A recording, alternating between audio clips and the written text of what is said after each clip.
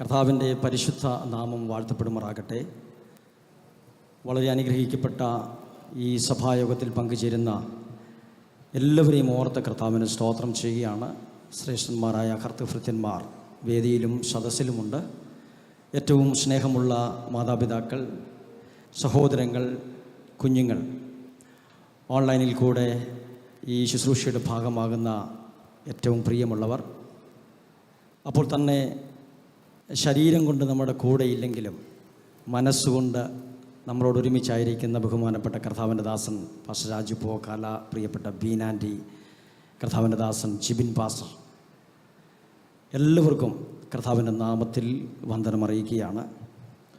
വളരെ അനുഗ്രഹിക്കപ്പെട്ട ഹൃദയസ്പർശിയായ ഒരു സന്ദേശം ബഹുമാനപ്പെട്ട കർത്താവിൻ്റെ ദാസൻ പ്രിയ സാങ്കുട്ടി ചാനലിലൂടെ കേൾക്കുവാൻ സ്വർഗത്തിലെ ദൈവം നമുക്ക് അവസരം തന്നല്ലോ. നമ്മുടെ ആരാധനയുടെ കേന്ദ്രബിന്ദു അത് നമ്മുടെ വാഴ്ത്തപ്പെട്ട കർത്താവാണ്. ആ കർത്താവിന് നമ്മളെക്കുറിച്ചുള്ള ആഗ്രഹം നമ്മുടെ ഹൃദയം കലങ്ങിപ്പോകരുതെന്നുള്ളതാണ്. ഈ ലോകത്തിലുള്ളവരും പൈശാചിക മേഖലകളും നമ്മുടെ ഹൃദയത്തെ കലക്കുവാൻ ആവോളം പരിശ്രമിക്കുമ്പോൾ നമ്മുടെ വീണ്ടെടുപ്പുകാരനായ കർത്താവിനൊരാഗ്രഹമുണ്ട്, നമ്മുടെ ഹൃദയം കലങ്ങിപ്പോകരുത്. അവൻ ഈ ലോകത്തിൽ പലരും വന്നു വഴി പറഞ്ഞു കൊടുക്കുവാൻ, അതിലേ പോയാൽ നീ രക്ഷപ്പെടും, ഇതിലേ പോയാൽ നീ രക്ഷപ്പെടും, ഇത് ചെയ്താൽ നീ രക്ഷപ്പെടും. പക്ഷെ നമ്മുടെ കർത്താവ് വഴി പറഞ്ഞു തരാൻ വന്നതല്ല. ഞാനാണ് വഴി, ഞാനാണ് ജീവൻ, ഞാനാണ് ജീവൻ, ഞാനാണ് വഴി, ഞാനാണ് സത്യമെന്ന് പറഞ്ഞ ഉലകത്തിൽ ഒരൊറ്റ മനുഷ്യൻ പോലുമില്ല. അത് നമ്മുടെ കർത്താവാ. ആ കർത്താവിനെ അനുഗമിച്ചാൽ നാം എത്തേണ്ട സ്ഥലത്ത് നമ്മളെ എത്തിക്കും. വഴിയിൽ അവൻ ഉപേക്ഷിക്കത്തില്ല. വിശ്വസിക്കുന്ന ദൈവമക്കൾ കരങ്ങളൊന്ന് ഉയർത്തി ശക്തിയോടെ ദൈവത്തിന് മഹത്വം കൊടുത്ത് എത്തേണ്ട സ്ഥലത്ത് അവൻ നമ്മളെ എത്തിക്കുവാൻ അവൻ എന്താ ചെയ്തത്? തൻ്റെ ദേഹമെന്ന തിരശീല അവൻ രണ്ടായി ചിന്തി ഒരു പുതുവഴി തുറന്നു. ഇന്ന് പകലിൽ അവൻ നമുക്ക് വേണ്ടി തുറന്ന ആ പുതുവഴിയെ കുറിച്ച് ബോധ്യമുള്ള ഒറ്റ ദൈവമക്കളും അതരം പൂട്ടിയിരിക്കരുത്. ഇന്ന് പകലിൽ കരങ്ങളെ ചേർത്തടിച്ച് എന്താണ് അവൻ ചെയ്തതെന്ന് നല്ല ബോധ്യമുള്ള ദൈവമക്കൾ ശക്തിയോടെ ദൈവത്തിന് മഹത്വം കൊടുത്ത് ദേഹം ചിന്തി പുതുവഴി തുറന്ന് നിത്യതയ്ക്ക് ആകരിക്കാരാക്കി തീർത്ത നമ്മുടെ ദൈവം എത്ര നല്ല ദൈവമാ. Jesus, hallelujah. അവൻ വളരെ പ്രാർത്ഥനയോടെ കർത്താവിൻ്റെ സന്നിധാനത്തെങ്കിൽ നമുക്കായിരിക്കാം. ദൈവത്തിൻ്റെ പരിശുദ്ധാത്മാവ് എൻ്റെ പ്രാർത്ഥനാ മുറിക്കകത്ത് നൽകിത്തന്ന ഒരു വചനഭാഗത്തിലേക്ക് നിങ്ങളുടെ ശ്രദ്ധയെ ഞാൻ വേഗത്തിൽ ക്ഷണിക്കുകയാണ്. വിശുദ്ധ യോഹന്നാൻ എഴുതിയ സുവിശേഷം അതിൻ്റെ 19-ാം അധ്യായം 34-ാമത്തെ വാക്യം. യോഹന്നാൻ എഴുതിയ സുവിശേഷം 19-ാം അധ്യായം 34-ാമത്തെ വാക്യം. എങ്കിലും പടയാളികളിൽ ഒരുത്തൻ കുന്തം കൊണ്ട് അവൻ്റെ വിലാപ്പുറത്ത് കുത്തി, ഉടനെ രക്തവും വെള്ളവും പുറപ്പെട്ടു. നമ്മുടെ കർത്താവിൻ്റെ കാൽവരിയിലെ മരണവുമായി ബന്ധപ്പെട്ട ഒരു വചനമാണ് വായിച്ചു കേട്ടത്.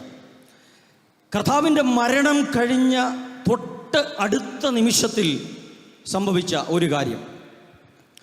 സാധാരണ റോമാക്കാരുടെ നിയമമനുസരിച്ച് ഒരു മനുഷ്യൻ ക്രൂശിൽ കുറ്റവാളിയായി മരിച്ചു കഴിഞ്ഞാൽ ആ മൃതശരീരം പെട്ടെന്ന് കുരിശിൽ നിന്നും ഇറക്കത്തില്ല.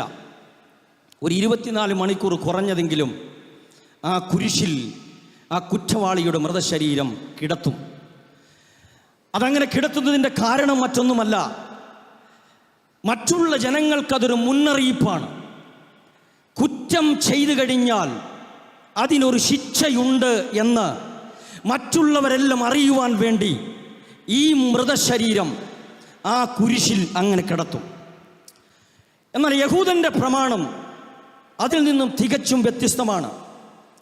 ക്രൂശിൽ മരിക്കുന്നതിനോടുള്ള ബന്ധത്തിൽ മോശയിലൂടെ ദൈവം അവർക്ക് കൊടുത്ത ചില പ്രത്യേകമായ നിബന്ധനകളുണ്ട്.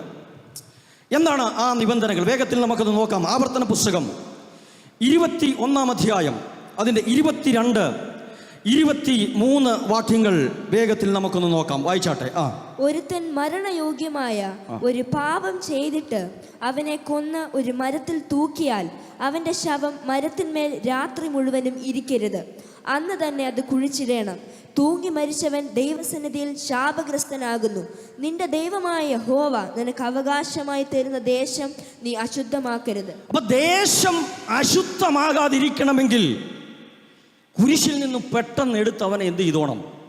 അടക്കിക്കോണം.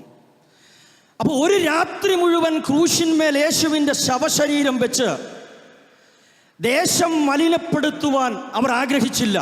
നോക്കണമേ, ദൈവപുത്രനെ വധിച്ചതിനാൽ അവർ സ്വയം മലിനപ്പെട്ടു പോയി എന്ന ചിന്തയൊന്നും അവരെ വ്യാകുലപ്പെടുത്തുന്നില്ല. മൃതശരീരം ക്രൂശിൽ കിടന്നാൽ ദേശം മലിനമാകും. അതുകൊണ്ട് പെട്ടെന്ന് അതിന് പരിഹാരം കാണണം. അതുകൊണ്ട് യഹൂദന്മാർ പെട്ടെന്നൊരു ക്രമീകരണം ഉണ്ടാക്കി ഇവിടെ യേശുവിൻ്റെ ആ മരണത്തോടുള്ള ബന്ധത്തിൽ. എന്താ അവർ ചെയ്യുന്നറിയാവോ? 9:31 വേഗത്തിൽ വായിച്ചോ. 9:31.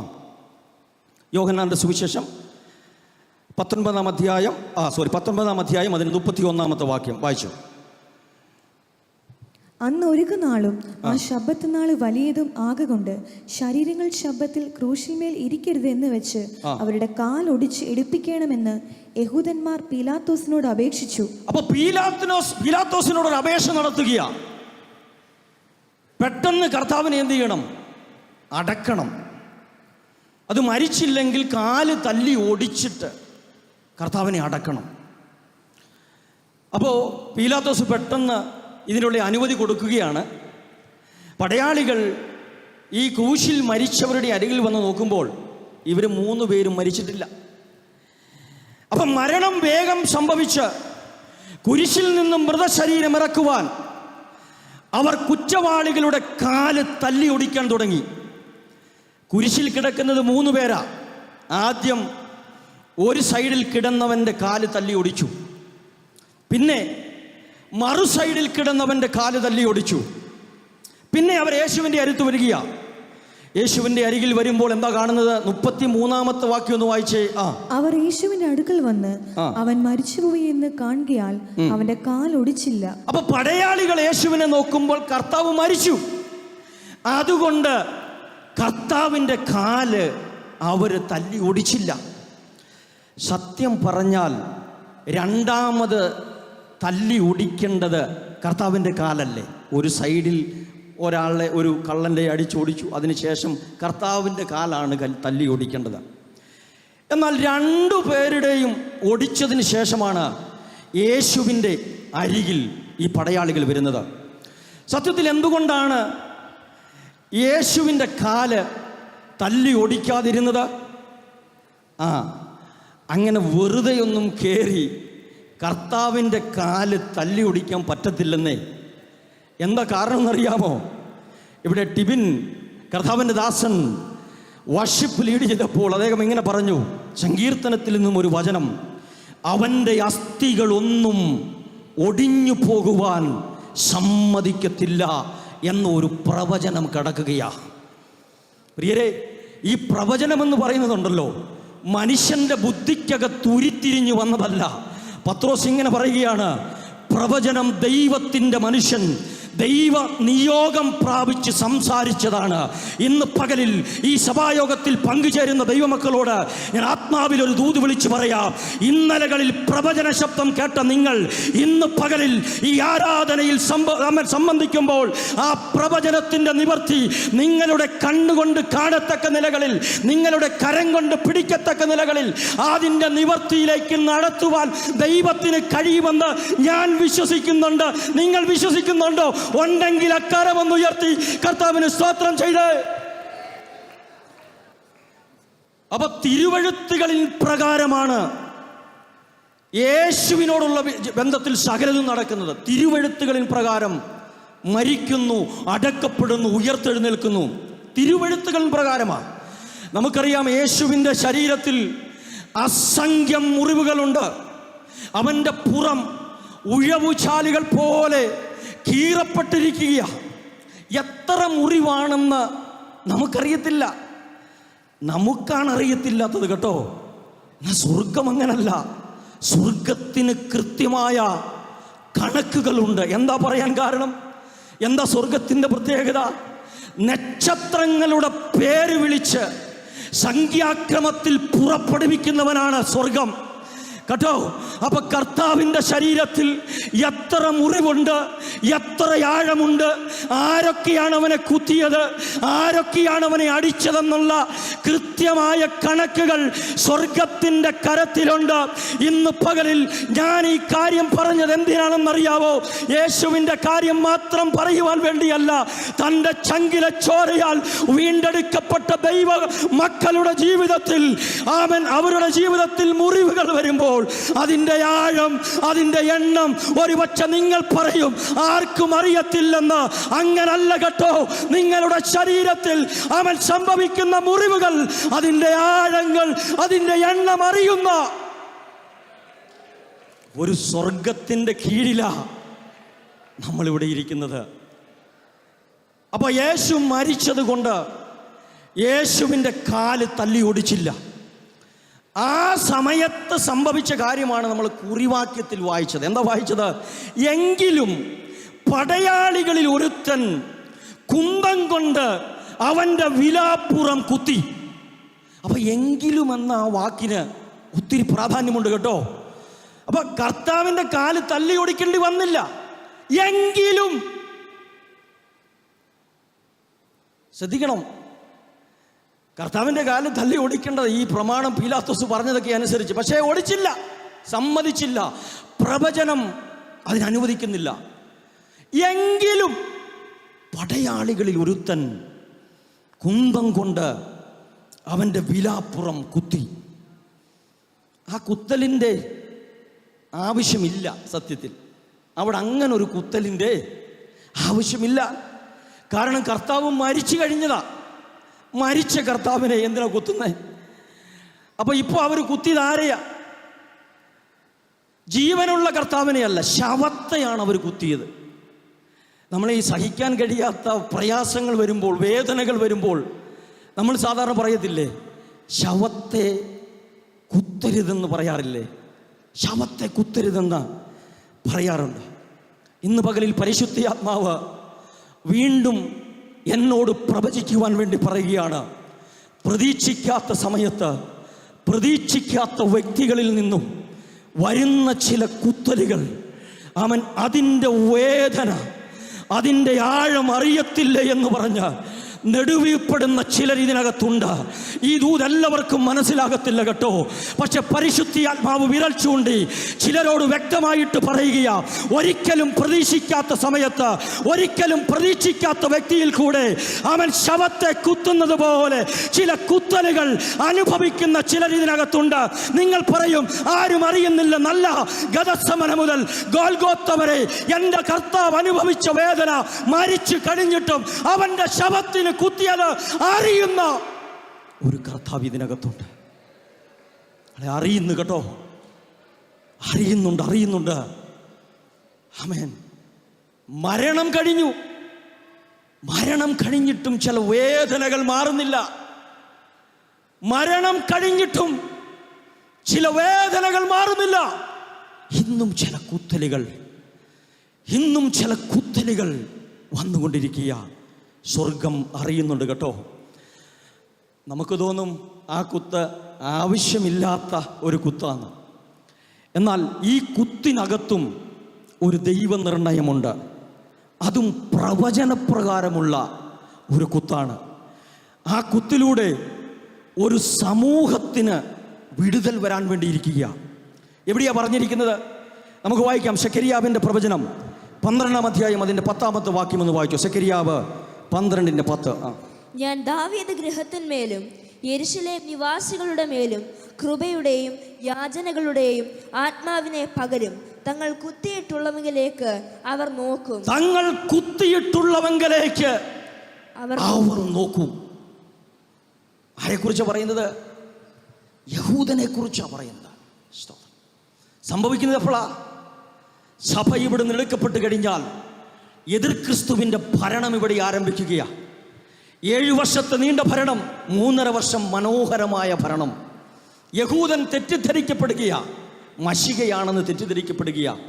പക്ഷെ 3.5 വർഷം കഴിയുമ്പോൾ എതിർ ക്രിസ്തു തൻ്റെ സ്വഭാവം പ്രകടിപ്പിക്കാൻ തുടങ്ങും. ആ സമയത്ത് യഹൂദൻ തിരിച്ചറിയും, ഞങ്ങൾ കബളിപ്പിക്കപ്പെട്ടു പോയി. ഞങ്ങൾ കബളിപ്പിക്കപ്പെട്ടു. ഇത് യഥാർത്ഥ മശിഹയല്ല. ആ സമയത്ത് തിരുവെഴുത്തുകൾ പഠിക്കുമ്പോൾ അവർക്ക് മനസ്സിലാകും, വർഷങ്ങൾക്ക് മുൻപ് ഞങ്ങളെ രക്ഷിക്കാൻ വേണ്ടി യഥാർത്ഥ മശിഹ വന്നിരുന്നു. പക്ഷെ ഞങ്ങൾക്ക് തിരിച്ചറിയാൻ കഴിഞ്ഞില്ല. ആ സമയത്ത് ഞങ്ങൾ വിചാരിച്ചു, ഇവൻ ആശാരി പയ്യനല്ലേ, മറിയയുടെ മകനല്ലേ, അപ്പനില്ലാതെ ജനിച്ചവനല്ലേ എന്നൊക്കെ പറഞ്ഞ് ഇവനെ ഞങ്ങൾ മാറ്റി നിർത്തി. ഞങ്ങൾക്കറിയാതെ പോയി. അവനെ ഞങ്ങൾ കുന്തം കൊണ്ട് കുത്തി. ആ മുറിവിലേക്ക് നോക്കിക്കൊണ്ട് യഹൂദൻ നിലവിളിക്കുകയാണ്, കർത്താവേ, ഞങ്ങൾക്ക് തെറ്റുപറ്റി, ഞങ്ങളെ രക്ഷിക്കണമേ. ആ നിലവിളി കേട്ട് അവരെ രക്ഷിക്കാൻ വേണ്ടി ഇറങ്ങി വരികയാ. ഞാൻ പറഞ്ഞു വന്നത്, നമ്മുടെ വിഷയം മാറിപ്പോവുകയല്ല. ചില മുറിവുകൾക്കകത്ത് ചില വിടുതലുകളുണ്ട്. ഇന്ന് പകലിൽ പറയാം, മറ്റാർക്കുമില്ലാത്ത മുറിവ് നിനക്കുണ്ടോ? മുറിവുകൾ ഉണ്ടെങ്കിൽ ഒരു സമൂഹത്തിന്റെ വിടുതലിന് വേണ്ടി എൻ്റെ ദൈവം നിന്നെ ഉപയോഗിക്കാൻ പോകുക. എന്താ കാരണമെന്നറിയാമോ? മുറിഞ്ഞവന് മാത്രമേ മുറിഞ്ഞവനെ കണ്ടാൽ അറിയത്തുള്ളൂ. മുറിവുകൾക്കകത്ത് വിടുതലുണ്ട്. ഞാൻ വേഗത്തിൽ മുൻപോട്ടേക്ക് പോകുക. ആമേൻ. നമ്മൾ വായിച്ച വചനം, എങ്കിലും പടയാളികൾ ഒരുത്തൻ കുന്തം കൊണ്ട് അവൻ്റെ വിലാപ്പുറത്ത് കുത്തി. അടുത്ത ഭാഗം, ഉടനെ രക്തവും വെള്ളവും പുറപ്പെട്ടു.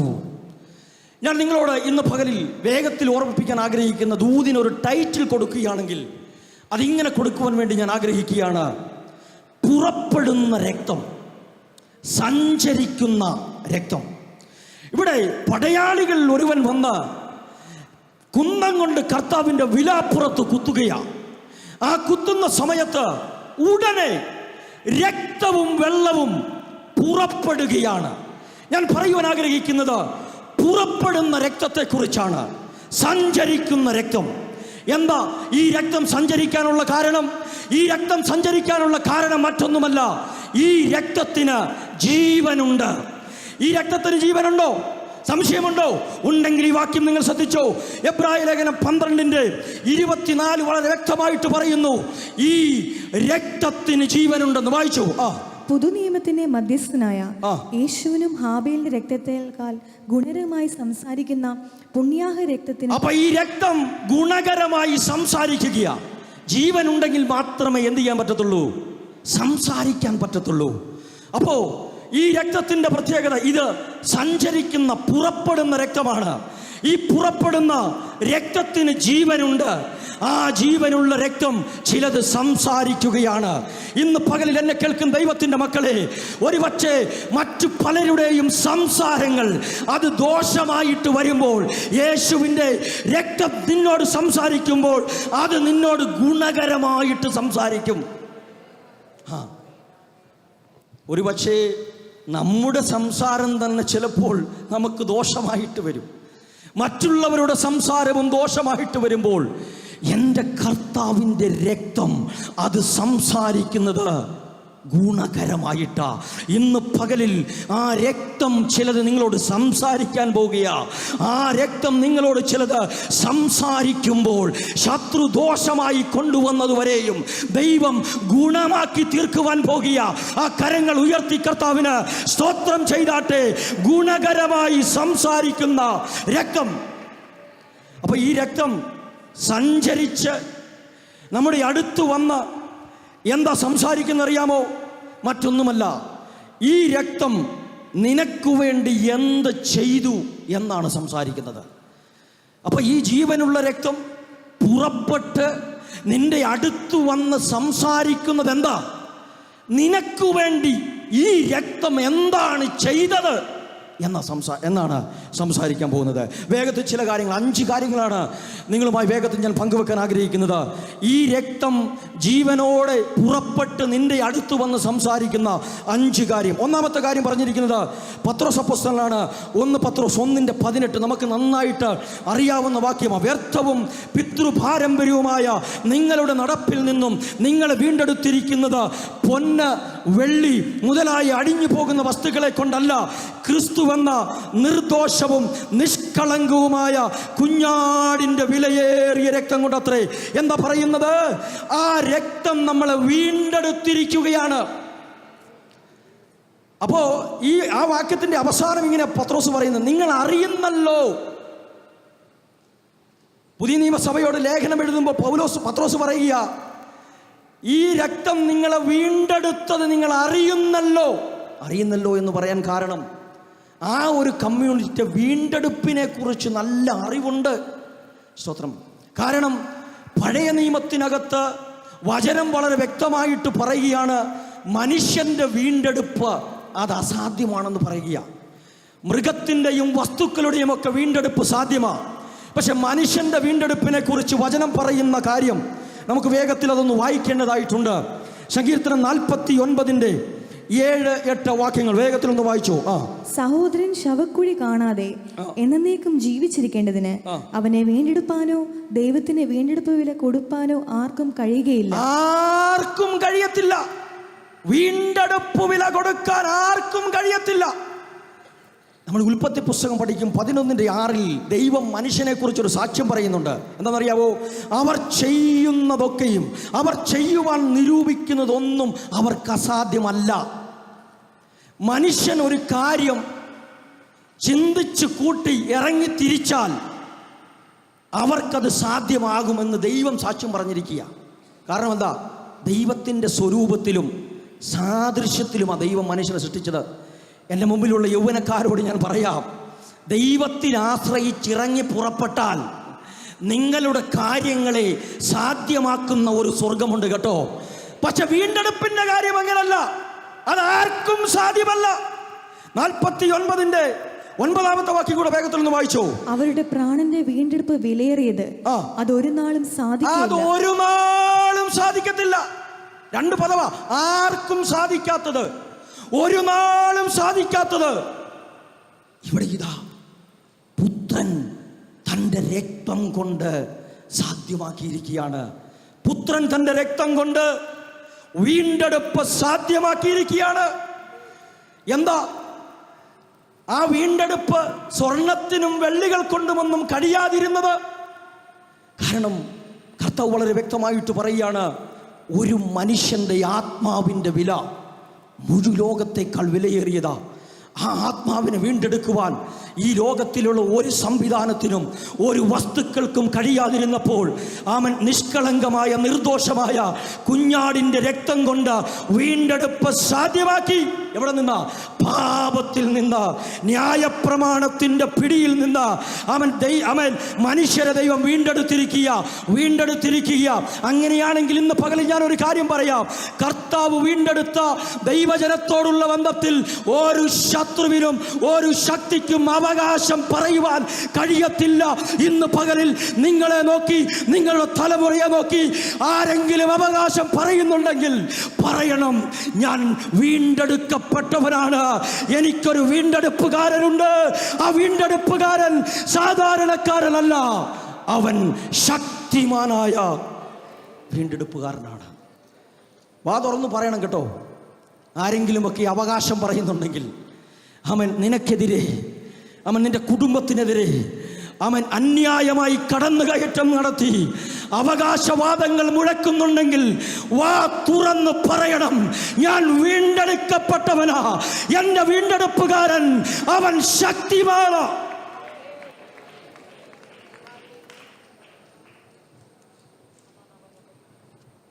ഈ രക്തം നിന്റെ അടുക്കൽ വന്ന് പറയുന്ന രണ്ടാമത്തെ കാര്യം, ഈ രക്തം നിനക്ക് വേണ്ടി ചെയ്ത രണ്ടാമത്തെ കാര്യം, എഫേസ്യ ലേഖനം 2:13 വേഗത്തിൽ വായിച്ചോ. എഫേസ്യ ലേഖനം 2:13. മുമ്പേ ദൂരസ്ഥരായിരുന്ന നിങ്ങൾ ഇപ്പോൾ ക്രിസ്തുയേശുവിൽ ക്രിസ്തുവിന്റെ രക്തത്താൽ സമീപസ്ഥരായി തീർന്നു. അപ്പോ ഈ രക്തം ചെയ്യുന്ന രണ്ടാമത്തെ കാര്യം ദൂരസ്ഥരെ സമീപസ്ഥരാക്കി.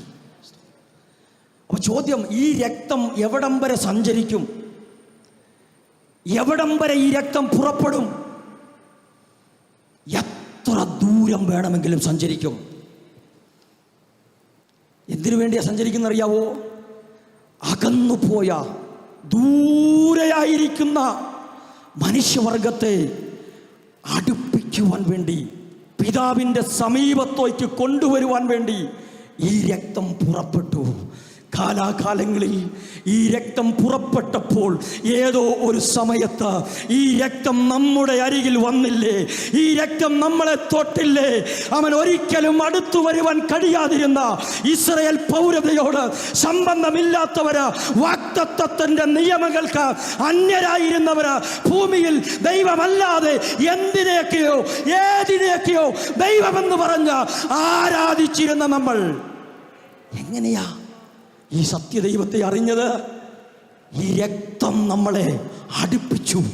കാന്തം ആകർഷിക്കുന്നത് പോലെ ദൂരെ കിടന്ന നമ്മളെ ഈ രക്തം വലിച്ചു പിതാവിന്റെ അരികിലേക്ക് കൊണ്ടുവന്നു.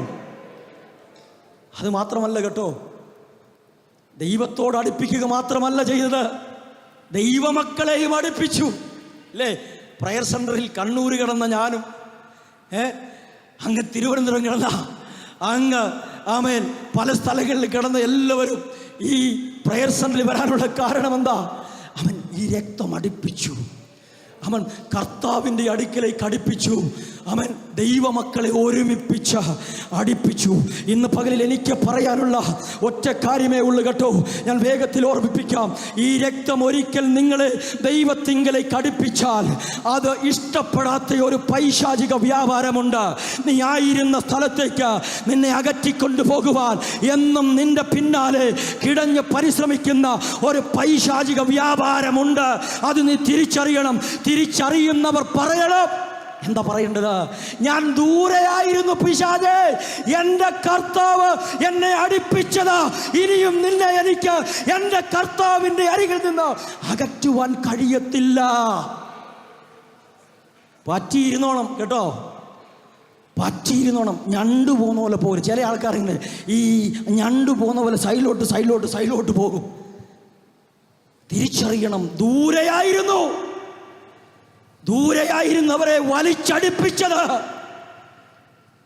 പൊന്നും വെള്ളിയുമല്ല, വിലയേറിയ രക്തം കൊണ്ടാ. തിരിച്ചറിഞ്ഞോണം. എവിടെയായിപ്പോൾ ആയിരിക്കുന്നത്? പിതാവിൻ്റെ അരികിലാണോ? അതോ നിന്നെ വലിച്ചുകൊണ്ട് പോവുകയാണോ? വലിച്ചുകൊണ്ട് പോകുകയാണെങ്കിൽ ഇന്ന് പകലിൽ ഈ രക്തം നിങ്ങളോട് സംസാരിക്കുകയാ.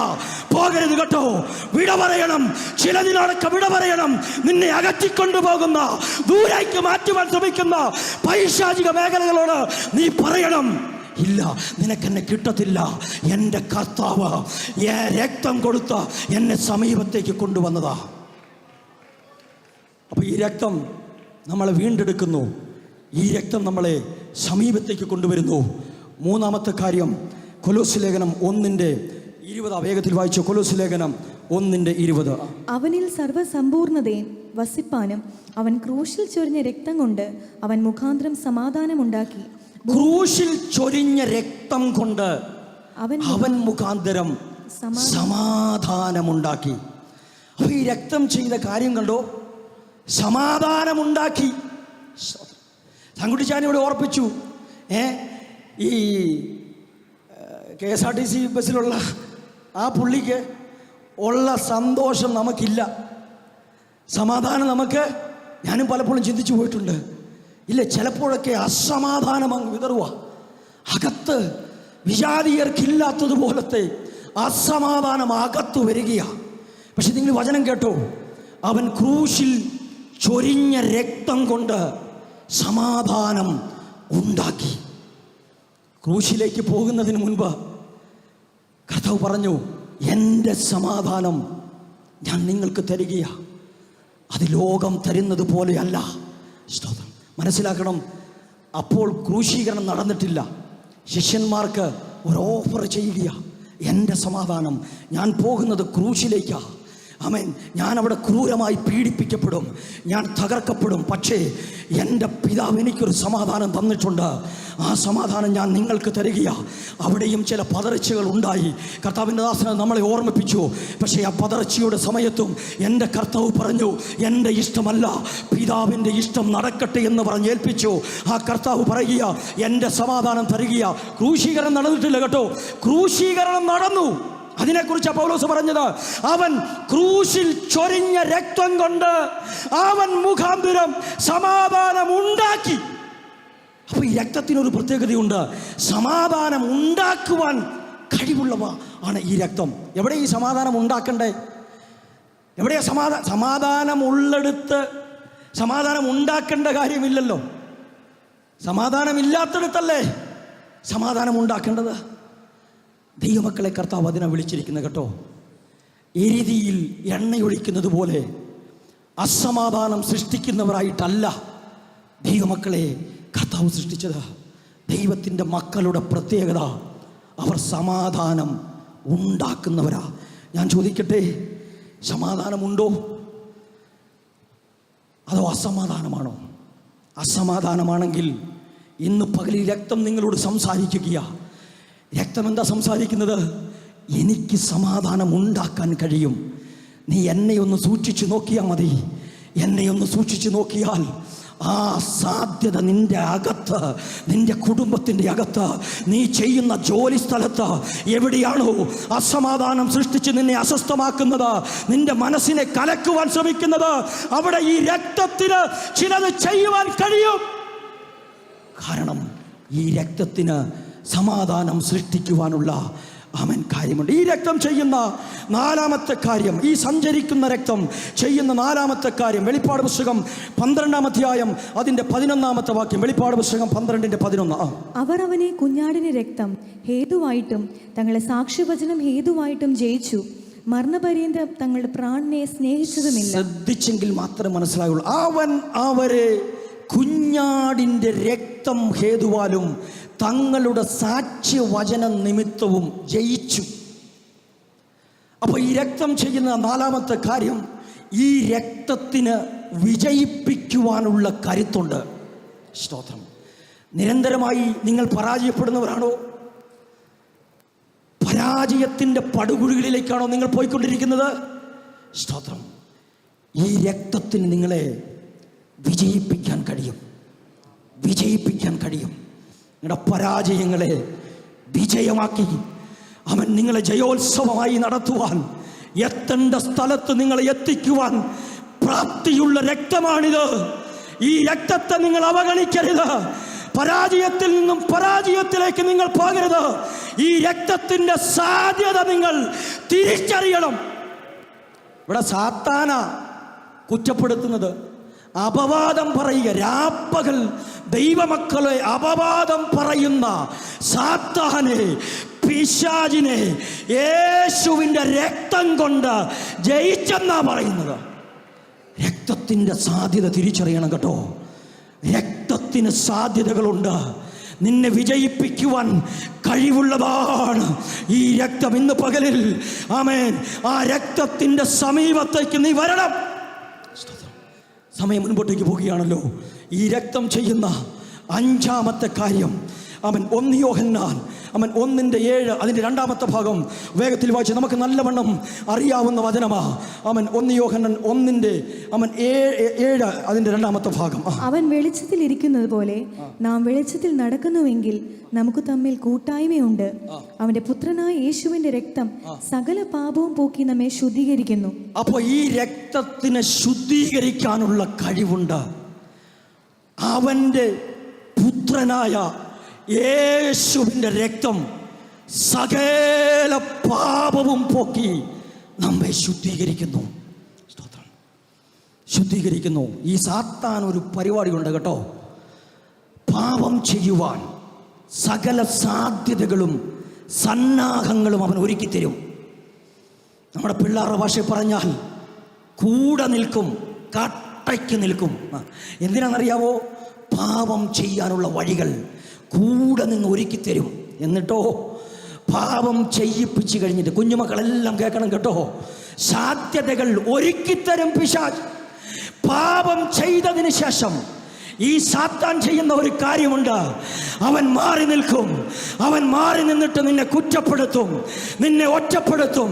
നിനക്ക് സാധ്യതയില്ല, നീ പരാജയപ്പെട്ടവനാ, നിനക്ക് രക്ഷയില്ല എന്ന് പറഞ്ഞ് കുറ്റപ്പെടുത്തും. എന്നാൽ ഇവിടെ തിരുവെഴുത്ത് പറയുകയാ, എന്താ പറയുന്നത്? അവന്റെ പുത്രനായ യേശുവിൻ്റെ രക്തം സകല പാപവും പോക്കി ശുദ്ധീകരിക്കുക. ഞാൻ എൻ്റെ വാക്കുകൾക്ക് വിരാമം കുറിക്കുകയാണ്. ഈ രക്തം ഇന്ന് പകലിൽ നിങ്ങളോട് സംസാരിക്കുന്നുണ്ട്, നിങ്ങളുടെ അരികിലേക്ക് വരുന്നുണ്ട്. കാരണം ഇത് സഞ്ചരിക്കുന്ന രക്തമാണ്. ഈ സഞ്ചരിക്കുന്ന രക്തം ഈ ഹോളിനകത്ത് സഞ്ചരിക്കുന്നുണ്ട്, നിങ്ങളുടെ അരികിലൂടെ വരുന്നുണ്ട്. നിങ്ങൾക്ക് വേണ്ടി അതിനെ സ്പർശിക്കാം.